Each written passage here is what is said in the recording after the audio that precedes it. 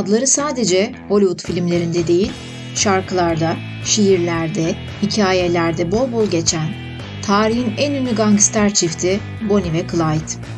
1932 ve 34 yıllar arasında büyük buhranın zirvesinde küçük çaplı hırsızlıktan dünyaca ünlü banka soygunculuğuna ve katilliğe doğru ilerleyen bir yolculuk. Büyük buhran döneminde birçok suçlu ortaya çıktı. Ama onları diğerlerinden ayıran en önemli özellikleri, gerçekte iki kanun kaçağı olmalarına rağmen aralarındaki romantik ilişkileriydi. Kendileriyle ilgili haberler, o dönem ortaya çıkan diğer ünlü suçlular gibi büyük buhranda aynı sıkıntıları çeken Amerikalılar tarafından takip edildi. Hatta otoriteye baş kaldırdıkları ve hayatlarını diledikleri gibi yaşadıkları için birçok kişinin hayranlığını kazandılar. Şöhretleri ilk duyulmaya başladığı zamanlar halkın gözünde Clyde, asi bir gangsterin romantikleştirilmiş bir versiyonu, Bonnie ise aşkı için Clyde'la aynı yaşam tarzını benimsemek zorunda kalan masum kız olarak görülüyordu.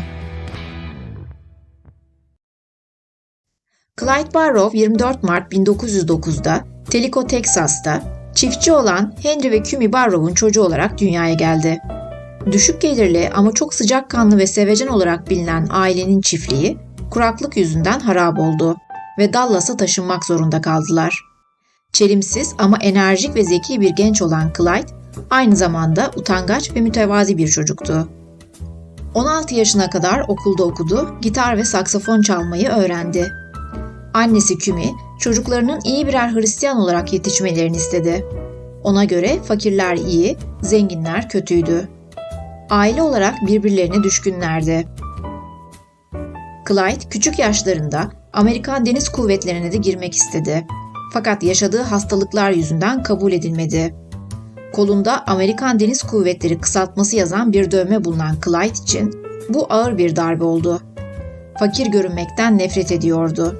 Billy the Kid ve Jesse James'i örnek alan Clyde, çalmanın suç olduğunu değil, neredeyse zorunluluk olduğunu düşünüyordu. Bulunduğu ortamdan kurtulmak istiyordu ve bunun tek yolu çalmaktı. Abisinin etkisiyle çok erken yaşlarda çeşitli suçlara karıştı.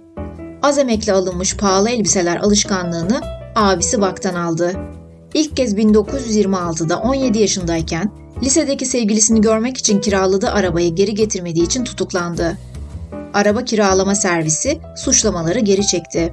Fakat bu olay onun ilk tutuklanması olarak kayıtlara geçti.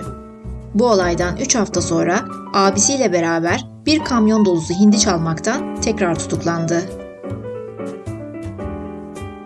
Bonnie Elizabeth Parker 1 Ekim 1910'da Rowena, Teksas'ta doğdu. Bir ağabeyi ve bir kız kardeşi vardı. Bonnie sadece 4 yaşındayken babası vefat etti ve annesi çocuklarıyla birlikte Dallas'ın bir banliyösünde yaşayan ebeveynlerine taşındı. Annesi Emma çocuklarını çevrelerinden daha farklı ve kültürlü yetiştirmeye çalıştı. Kız yerel bir okula gitti ve özellikle şiir ve edebiyata ilgi duyarak çalışmalarında başarılı oldu. Bir dükkanda tezgahtar olarak çalışan ve fakirlikten nefret eden Bonnie, Dallas'ı merak ediyor, sinemayı çok seviyordu. Çünkü filmleri izlerken film kahramanlarının yerine kendini koyabiliyor ve bir sürede olsa yaşadığı gerçekliği ve fakirliği unutuyordu. Bonnie, annesinin karşı çıkmasına rağmen 16 yaşına girmeden 6 gün önce küçük çaplı hırsızlıklar yapan Roy Thornton adındaki lise arkadaşıyla evlendi. 1920'lerde bir genç kadının yapmasının beklenmediği bir şekilde asi özelliği sayesinde Roy'un bir dövmesini yaptırdı. Onunla gerçek bir romantizm yaşayacağını sanıyordu. Fakat güzel günleri birkaç ay sürdü. Thornton genç karısına karşı fiziksel şiddet kullanmaktan çekinmedi.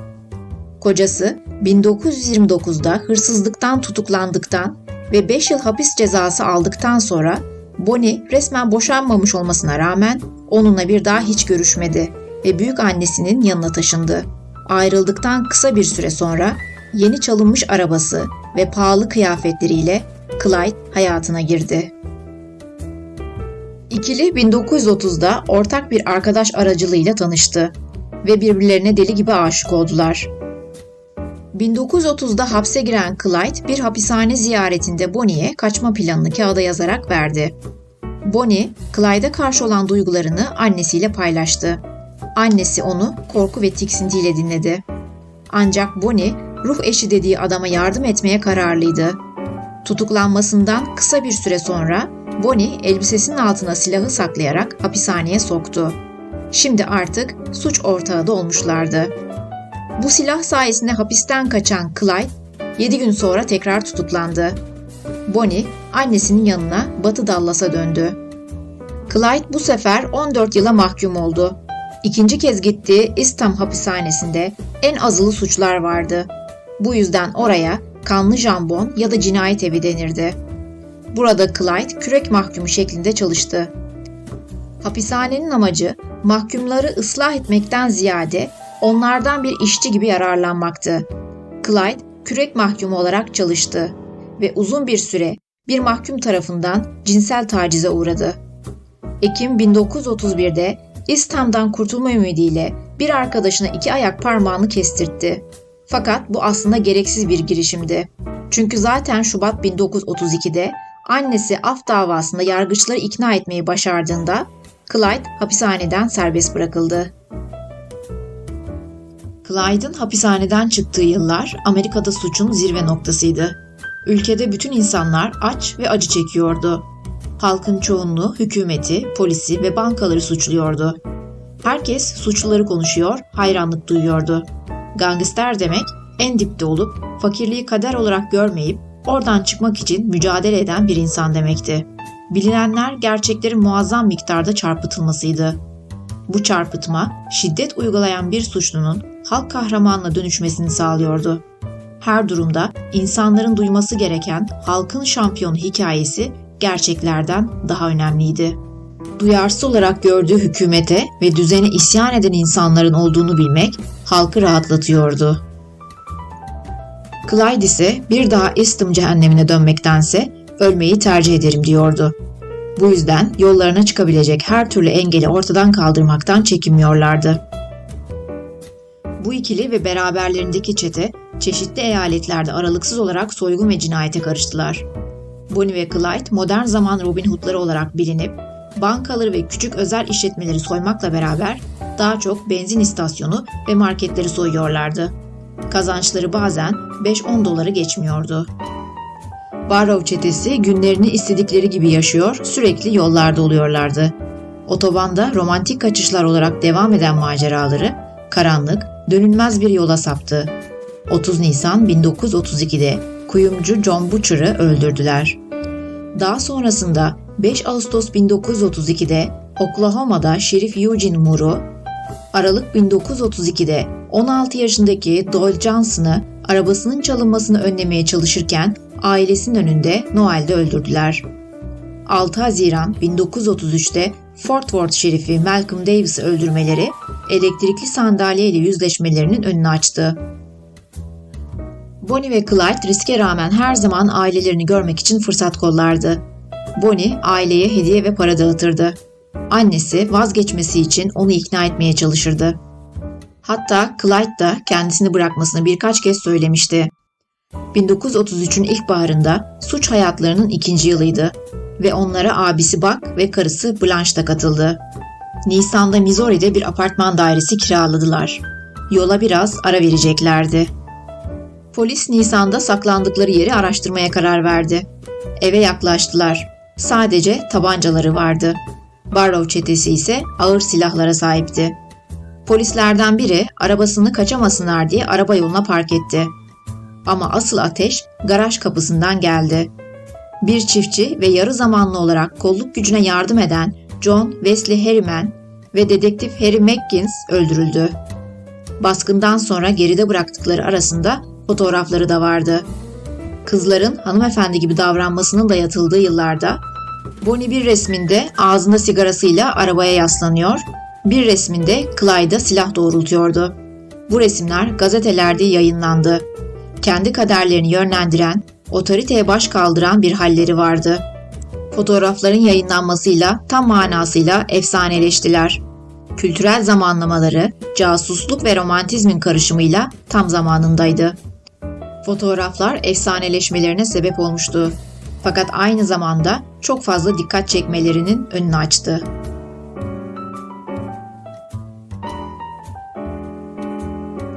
Baskından sonra tekrar yollara düştüler. 10 Haziran 1933 gecesinde Clyde ve Bonnie arabayla yüksek hızda seyir halindeydi. Yoldaki inşaat tabelalarını görmeden yollarına devam eden ikili, yapımı süren köprünün barikatlarına çarptılar. Çarpmanın etkisiyle Clyde camdan fırlayıp dere yatağına uçtu. Bonnie ise alev alan arabanın içinde kaldı. Kendini zorla dışarı atan Bonnie'nin bacağında bazı yerlerinde kemiğe kadar ulaşan yanıklar ve yaralar oluştu.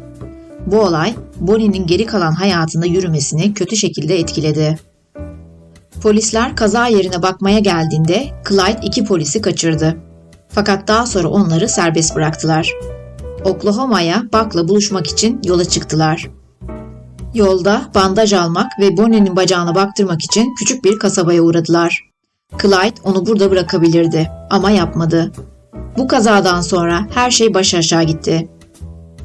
W.D. Jones polisle anlaşarak Bonnie ve Clyde aleyhine tanıklık yaptı. FBI direktörü Edgar Hoover, ülkeye tekrar düzen getirmek amacıyla bütün kanun kaçaklarını yakalamak için seferberlik başlattı. Peşlerine düştükleri çetelerden biri de Barrow çetesiydi. Kazançları ve büyüklükleriyle John Dillinger ve çetesinin yanına yaklaşamazlardı. Ama basın onların yaptıklarını abartıp şöhretlerini artırmayı seviyordu.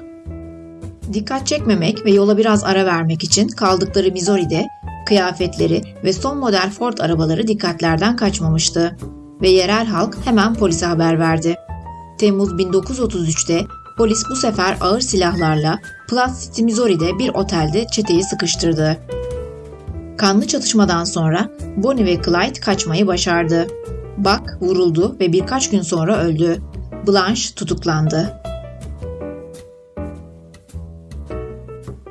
1 Nisan 1934'te çift ve yanlarında bulunan Henry Medvin yoldaydılar.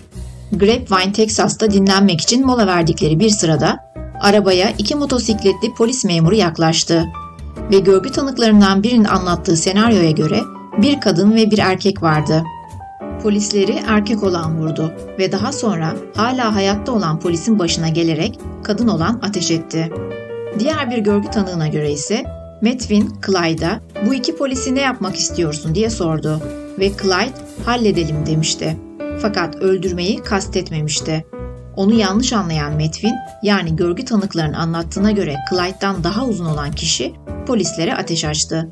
Ama polis ve devlet Bonnie ve Clyde'in öldürdüğünü söyleyen görgü tanıklarına inanmayı tercih etti. 1934'te tekrar çete kurmak isteyen çift 16 Ocak'ta muhafızlara ateş açıp aralarında James Hamilton'da bulunduğu 5 mahkumu Eastham'dan kaçırdı. Bunun üzerine bir efsane olan Texas Ranger'ın başı Kaptan Frank Hammer, Bonnie ve Clyde'i yakalamak için görevlendirildi. Frank Hammer yollara düştü ve izlerini sürdü. Louisiana'da aradığı çatlağı buldu. Hapisten kaçan Henry Medvin, Bonnie ve Clyde karşılığında polisle pazarlık yaptı ve anlaştı. Bonnie ve Clyde'ın aile kavramına ne kadar düşkün olduklarını bilen polis, Mayıs ortasında Henry'nin babası Ivory'yi ziyaretleri sırasında bir pusu kurdu. Nereden geçeceklerini bilen ve Harry'nin babası Ivory ile anlaşan polisin hazırladığı plana göre Ivory yolda arabası bozulmuş gibi yapacak ve onu gören Bonnie ve Clyde ona yardım etmek için duracaktı. 23 Mayıs 1934 günü Yüzbaşı Frank Hammer liderliğindeki 6 kişilik grup Ivory Medvin'in kamyonuna el koydu ve lastiklerinden birini çıkardı. Ardından onu Saylis ve Gippsland arasındaki 154 numaralı karayolu boyunca yerleştirdi. 23 Mayıs 1934 günü sabah 9:15'te Clyde Ivory'nin kamyonunu gördü. Yavaşlarken memurlar ateş açtı. Bonnie ve Clyde'ın tepki vermek için çok az zamanı vardı. Polis çifte 130'dan fazla mermi attı ve onları hızla öldürdü. Clyde'a 17, Bonnie'ye 26 kurşun isabet etmişti. Ayrılmaz yaşamlarına rağmen ölüm onları ayırdı. Ekipten bazıları hatıra olarak Clyde'ın kulağını ve parmaklarını almaya çalıştı. Yüzbaşı tarafından engellenseler de bir kişi Bonnie'nin bir tutam saçını ve kanla kaplı elbisesinden bir parçayı almayı başardı. Öldürüldüklerinde Roy'un yüzüğü hala Bonnie'nin parmağındaydı ve sağ bileğinde içinde Bonnie and Roy yazan kalp dövmesi vardı. Vücutları Dallas'a götürüldü ve halka açıldı. Ünlü ikiliye bir göz atmak için kalabalıklar toplandı. Bonnie, Clyde ile birlikte gömülmesini talep etmiş olmasına rağmen ailelerin isteği doğrultusunda farklı mezarlıklara gömüldüler. Aileleriyle son kez buluştuklarında annesi Clyde'a "Bak öldü, yakında sen de öleceksin, biliyoruz. İkiniz için ayrı mezar taşı almaya gücümüz yok. O yüzden ikinizi aynı mezar taşıyla gömeceğiz" demiştir. Clyde onlardan mezar taşına "Gitti ama unutulmadı" yazdırmalarını istemiştir. Bonnie bu son ziyaretinde annesine kaçış hikayelerini anlatan End of the Line şiirini okumuştur. Bu şiirin bir kıtası şu şekildedir: "Bir gün birlikte aşağı inecekler ve onları yan yana gömecekler. Birkaç kişi için bu yasalar için bir rahatlama olacak ama Bonnie ve Clyde için ölüm." İkili öldürüldükten sonra kullandıkları çalıntı araba eski sahibi Ruth Warren'a verildi. Warren daha sonra bu arabayı Charles Stanley isimli suç karşıtı birine sattı. Stanley arabayı insanlara ibret olsun diye gösterilere götürdü. Araba kan ve mermi delikleriyle kaplıydı. Hoover'ın başlattığı suçlu avında belki ilk düşenler Bonnie ve Clyde oldu. Fakat hikayeleri neredeyse hepsini geride bıraktı. Sadece suçları yüzünden ya da düşüşlerinden değil, her şeye katlanan gerçek aşklarıyla. Her büyük aşk hikayesi gibi onlarınki de trajediyle bitti. Ama belki de onları ölümsüz yapan mutlu sonları olmamasıydı.